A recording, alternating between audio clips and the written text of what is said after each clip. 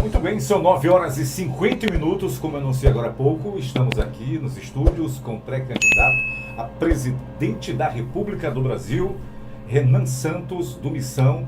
Faz parte aí do movimento Brasil Livre. Seja bem-vindo ao Rádio Interativo, que aliás ontem recebeu o prêmio de programa mais ouvido de Santarém através de pesquisa popular desenvolvido pelo Centro Universitário UNAMA. Gratidão aos nossos ouvintes mais uma vez.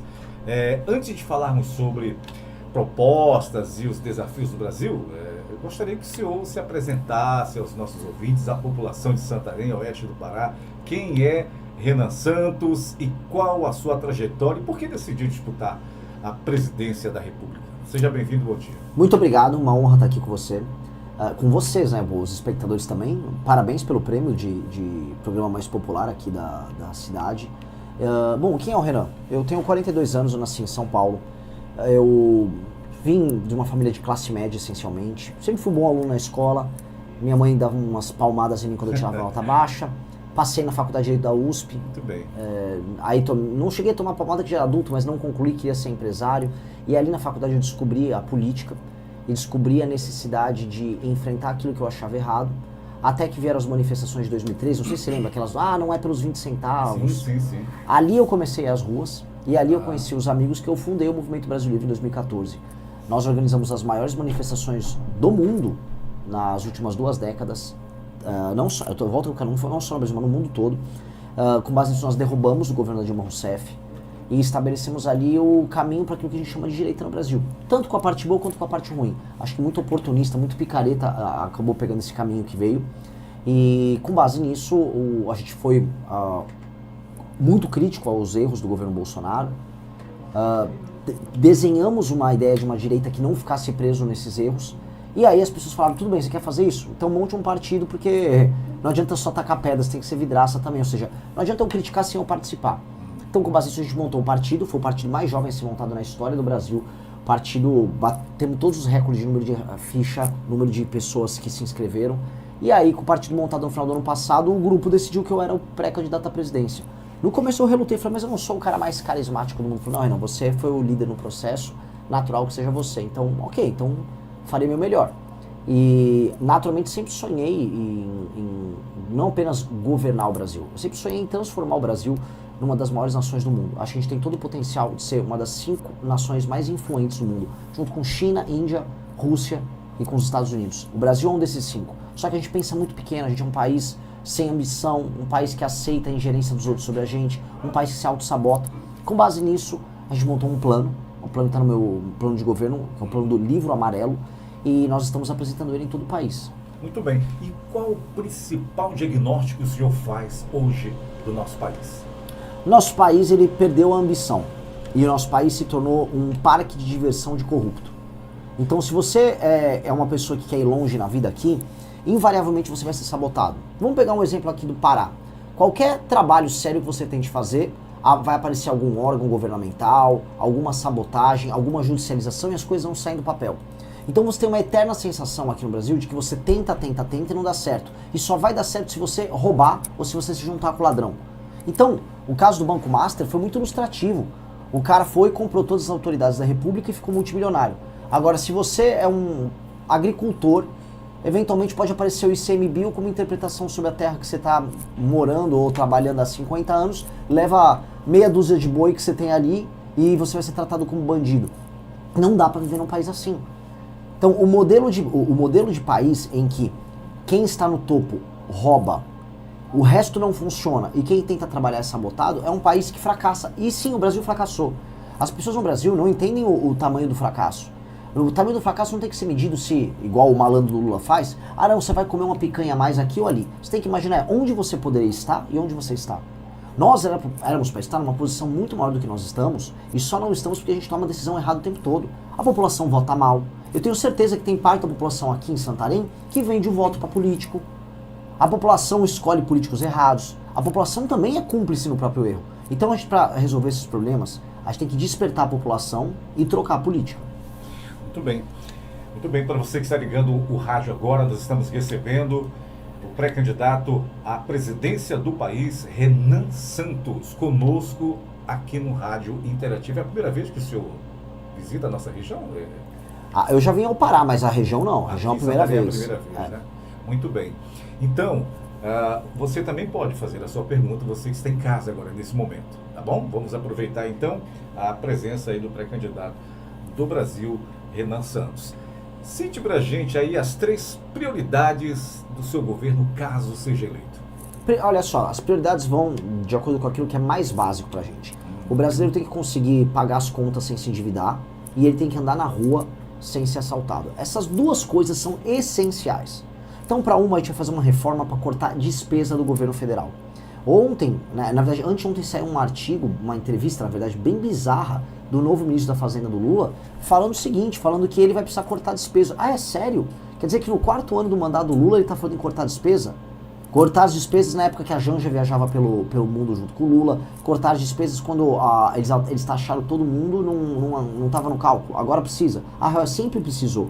E a gente vai precisar cortar muita despesa, a gente vai arrumar briga com gente muito poderosa por cortar despesa, mas tem que cortar despesa.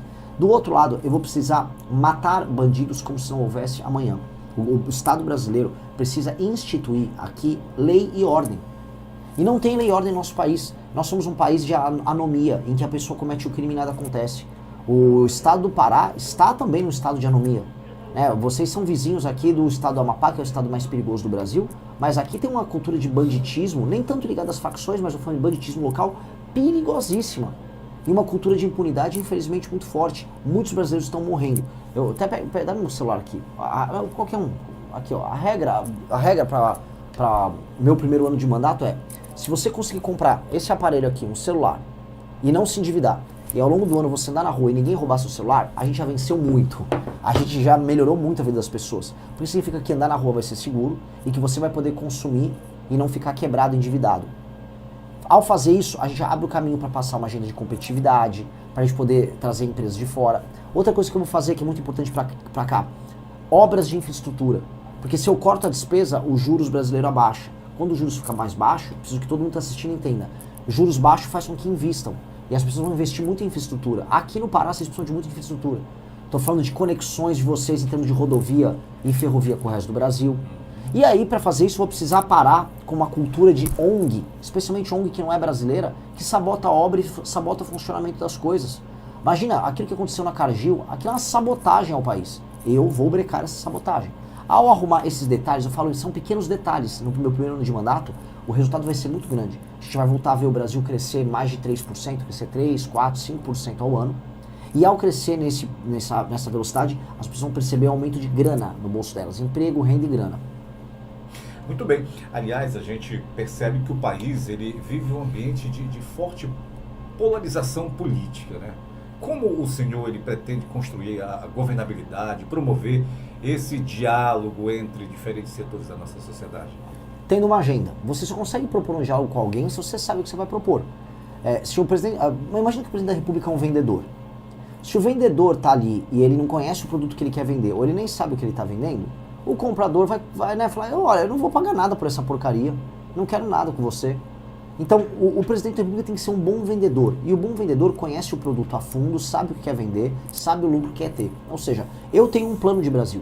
Meu plano de Brasil pode ser que agrade um pedaço bem grande, por exemplo, eleitores do bolsonarismo, especialmente na parte de combater a bandidagem.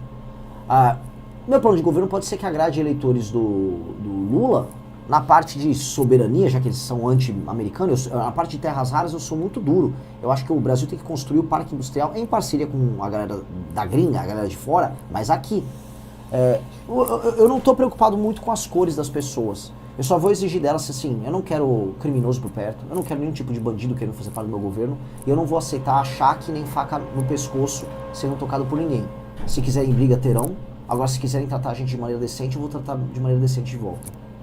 Muito bem, você falando aí em questão de violência, né, que você tem a estratégia para combater o crime organizado no país e fortalecer a segurança pública sem comprometer os direitos e garantias constitucionais? Sim. Primeiro que não os direitos e garantias constitucionais no Brasil, eles só existem no papel. Uma mulher que anda na rua voltando para casa dela, o medo que ela tem é de ser estuprada. Uma pessoa que tem um celular andando na rua, ela tem medo de ser roubada. Então o direito de ir e vir, um direito constitucional, ele não está garantido. Então o que a gente tem? A gente ficava se preocupando muito em garantir direitos para bandido e não garante o básico para o cidadão. Então isso é uma perspectiva muito maluca, porque os defensores dos direitos humanos não ligam para os direitos humanos das vítimas. E eu vou colocar a vítima em perspectiva, vou colocar a vítima como protagonista. Nesse sentido, nós precisamos libertar milhões de brasileiros que estão vivendo sob o jugo do crime organizado, em favelas e cidades pequenas ao redor do Brasil.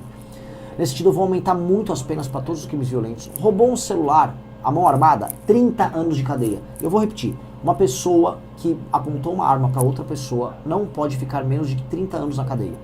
Ponto. O ato de apontar uma arma para uma pessoa é um ato de se tornar o juiz da vida dela. Você determina se outra pessoa vive ou morre. Quem disse que uma pessoa pode fazer isso? Então, o assalto à mão armada, aqui no Brasil, a gente não dá nada por isso. O juiz pega às vezes a polícia pega um bandido que foi pego em flagrante num assalto à mão armada e o juiz solta na hora. Não. A pena tem que ser muito alta. A pessoa pegou uma arma para assaltar alguém, a pessoa tem que estar pronta para ser presa e nunca mais ver a luz do dia. As penas têm que aumentar de maneira desproporcionalmente alta com o que a gente tem hoje, para ser proporcional com o que acontece no mundo. Vai lá na China pegar uma arma e assaltar alguém na rua para ver o que acontece com você. Em muitos casos você vai ser morto pelo governo, sem nem ter matado ninguém. Eu acho que a gente tem que tratar as coisas nesses termos, aumento de penas. Nós temos que utilizar a inteligência para prender as lideranças do crime organizado no Brasil, destruir o PCC, o Comando Vermelho e outras facções. E para a gente poder libertar as favelas e as comunidades que estão na mão das facções, nós vamos precisar colocar esses lugares em estado de defesa, que é um status especial conferido pela nossa Constituição, que permite que o poder público possa fazer suas operações, colocar toque de recolher se necessário naquele local e entrar na casa das pessoas, porque os bandidos se escondem na casa das pessoas, fazem as pessoas de refém às vezes. E aí eles escapam assim das operações. Nós vamos entrar na casa das pessoas e vamos pegar todos os bandidos. E como fazer isso, candidato, em relação a esse endurecimento das nossas leis, uma vez que a nossa Constituição existe muitas exceções? Nós vamos ter que aumentar as penas. Na verdade, o aumento de pena não é nem PEC, não é alteração à Constituição, é projeto de lei. E nós temos que alterar para cima todas as penas, se nós pudermos, para crimes violentos. Nós também vamos precisar restituir a prisão em segunda instância, porque isso afeta o crime colarinho branco, que também tem que ser pego e que está envolvido hoje com o crime organizado. Nós também vamos ter que alterar a lei de execuções penais para acabar com a progressão penal. Se você comete um crime violento, não tem progressão penal. Ou seja, para a pessoa que está nos ouvindo, para entender, se uma pessoa te assaltou, levou teu celular ou apontou, vamos dizer, uma arma para você, de maneira muito clara, essa pessoa sendo presa pegou 20 anos, 30 anos, ela vai cumprir 20, 30 anos. Hoje a pessoa pega 6, 7, 8 e cumpre 1,5 e só sai. Isso acabou. Muito bem. Você que está acompanhando a Guarani, nós estamos conversando com o pré-candidato à presidência da República, Renan Santos, do Partido Missão.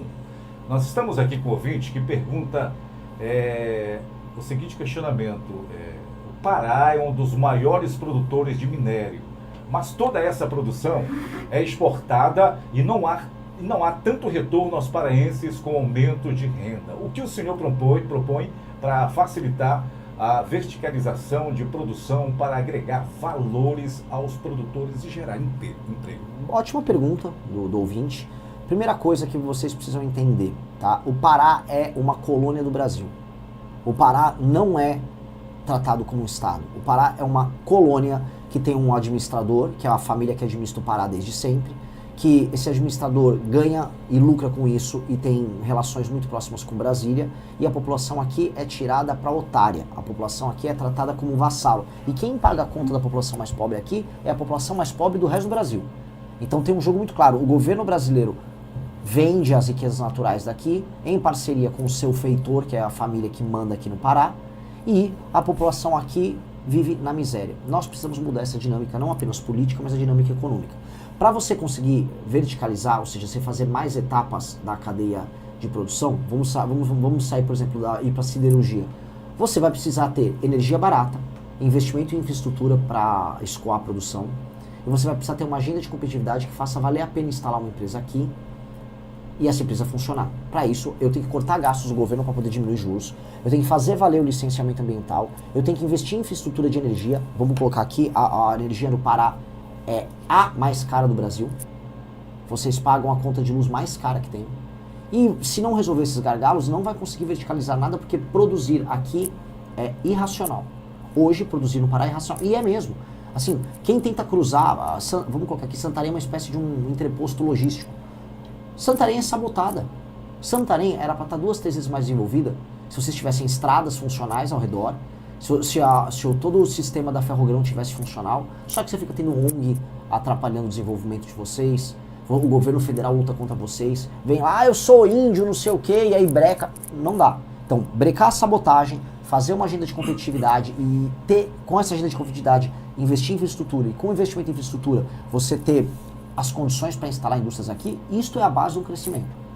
Isto, eu vou falar para você que eu não vou mentir, não vai acontecer rápido.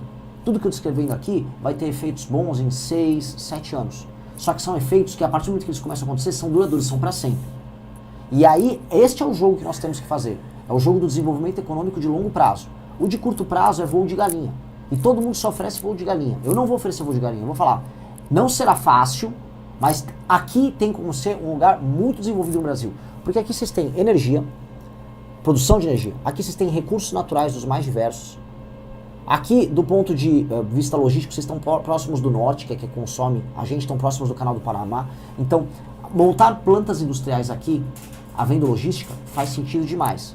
O lance é parar com a sabotagem.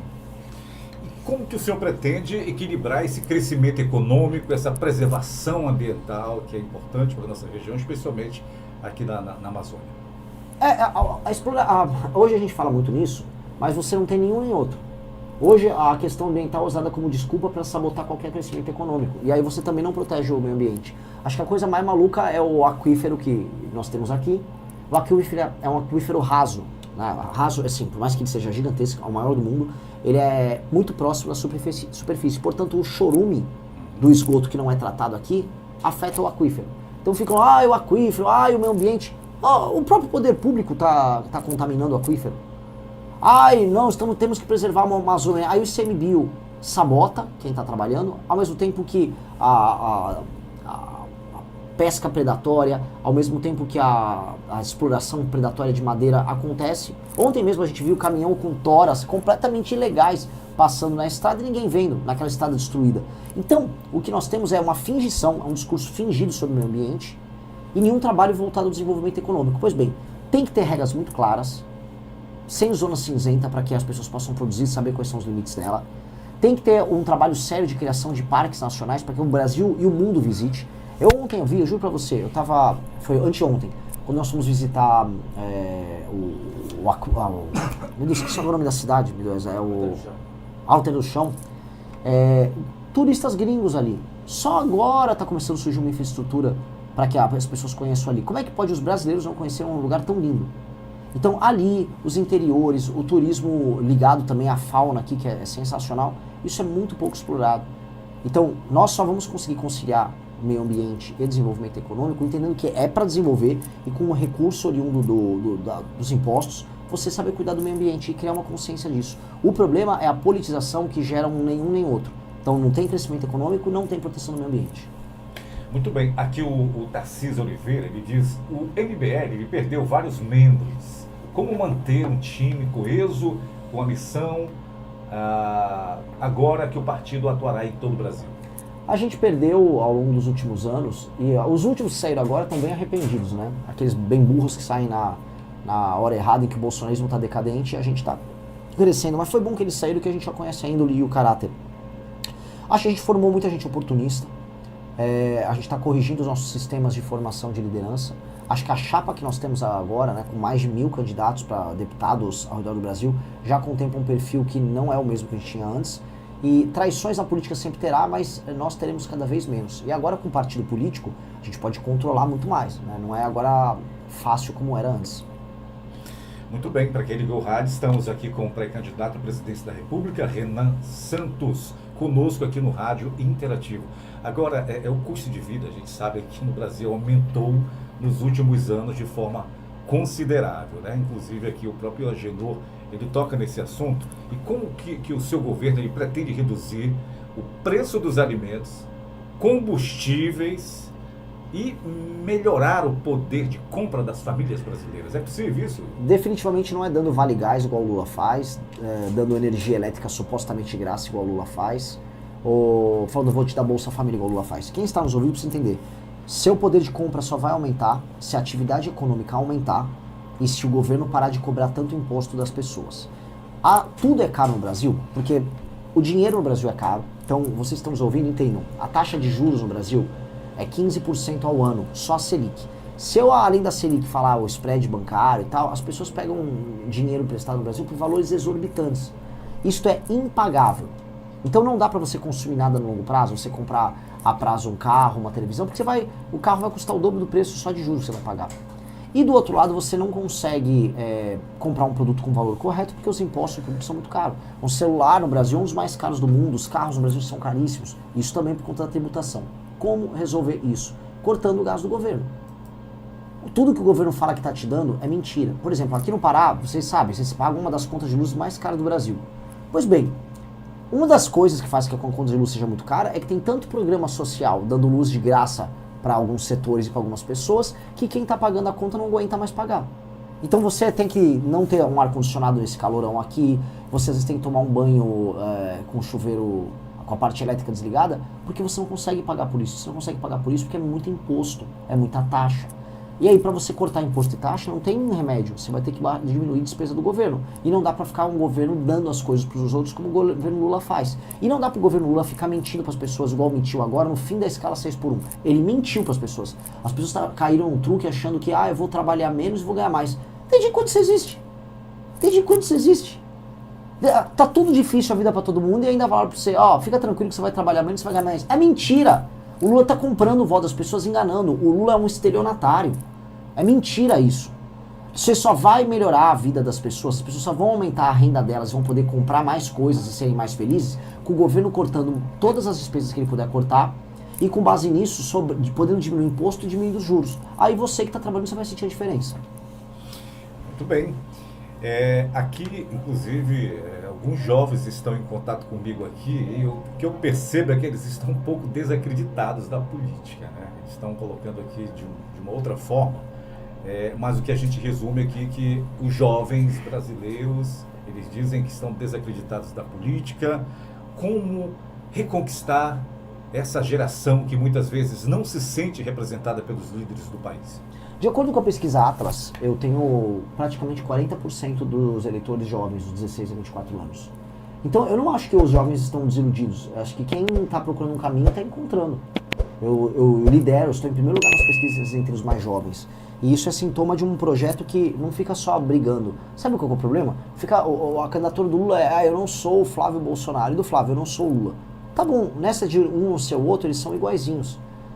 Eu estou propondo um monte de coisa gloriosa para fazer com que o futuro nosso seja glorioso. E os mais jovens terem um horizonte que dê significado à vida deles. A viver não é só consumir, viver não é só pagar imposto. Viver é saber que seu país faz sentido, viver é participar dos momentos históricos e falar, eu vivi aquele momento. Hoje as pessoas acham que elas são apenas escravas das circunstâncias, e não é assim. A gente vai dar um sonho para os brasileiros sonharem. Muito bem, aqui o ouvinte ele faz uma outra pergunta, ele diz que o Partido Missão se o Partido Missão vai ter algum candidato ao governo do estado do Pará, alguma chance de ser o Kim, já que ele é filho de uma paraense? Verdade, a mãe do Kim é aqui do Pará, ela é da região ali próxima de Ananindeua, mas o Kim ele tá com o domicílio eleitoral em São Paulo, então infelizmente ele não poderia sair por aqui. Eu adoraria ter um candidato aqui, eu acho que vocês estão aqui na mão de uma oligarquia terrível, infelizmente nessa eleição eu acho que nós não teremos, porque simplesmente nós não formamos ainda as pessoas para ganhar eleições executivas. Eu não posso participar de eleições com alguém despreparado. Participar de uma eleição é uma coisa muito séria. Eu não quero marcar a posição. Eu quero que todos os pré-candidatos ao governo que eu colocava no pleito, eles tenham condição de disputar, ganhar e fazer uma gestão excelente nos seus estados. E nós não encontramos alguém ainda com esse perfil aqui no Pará. Agora, Renan, qual o compromisso público o senhor está disposto a assumir hoje, agora aqui para a nossa população, e que essa mesma população possa cobrar no final do seu mandato? No final do meu primeiro ano de mandato, você vai conseguir comprar uma coisa que você dá muito valor, o celular, sem precisar se endividar, e você vai poder andar na rua da cidade sem o menor medo de ser roubado, porque eu vou devastar o crime organizado. E eu vou fazer as reformas que vão tornar os produtos brasileiros baratos. Essas duas coisas vão tornar a sua vida mais fácil, porque vai ficar mais barata, e nós vamos fazer com que a vida do bandido fique mais dura, porque ou ele vai estar preso, ou eu vou matar ele. Então eu prometo para essas pessoas, eu não estou entrando aqui nesse enfrentamento ao crime organizado como alguém que, tá falando algo que é popular. Não, minha mãe foi sequestrada 2 vezes. Se eu pudesse, hoje, 30 anos praticamente depois, eu gostaria de estrangular o cara que praticamente torturou minha mãe. Eu não tenho perdão com esses caras. E eu quero vingar as vítimas do crime organizado no Brasil. Eu quero vingar as vítimas desses assaltos violentos, as vítimas que perdem o pouco que conquistaram por conta disso. Eu não tenho dó. E o brasileiro que fica mostrando, não, veja só, eu estou acima disso, é mentiroso. As pessoas estão cansadas de serem roubadas, de perderem a sua dignidade. O menino brasileiro, o jovem, ele está cansado dele não poder ganhar nada, não encontrar um emprego, enquanto o garoto que entra pro crime fica pagando de bonitão, de gostosão, comprando moto, saindo com as menininhas porque ele rouba os outros e tem dinheiro. A moça que é a moça correta, que não fica vendendo foto nas redes sociais, a moça que às vezes é religiosa, a moça trabalhadora, a boa filha, essa moça se sente injustiçada num país que dá valor pra gente como Virgínia, como Deolane. Eu sou a pessoa que vai vingar as pessoas boas. Eu tô aqui na prática para vingar as pessoas boas. A minha vingança pelas pessoas boas é a vingança que vai fazer com que as pessoas ganhem dinheiro e consumam, e não vagabundo ganhar dinheiro e consumir.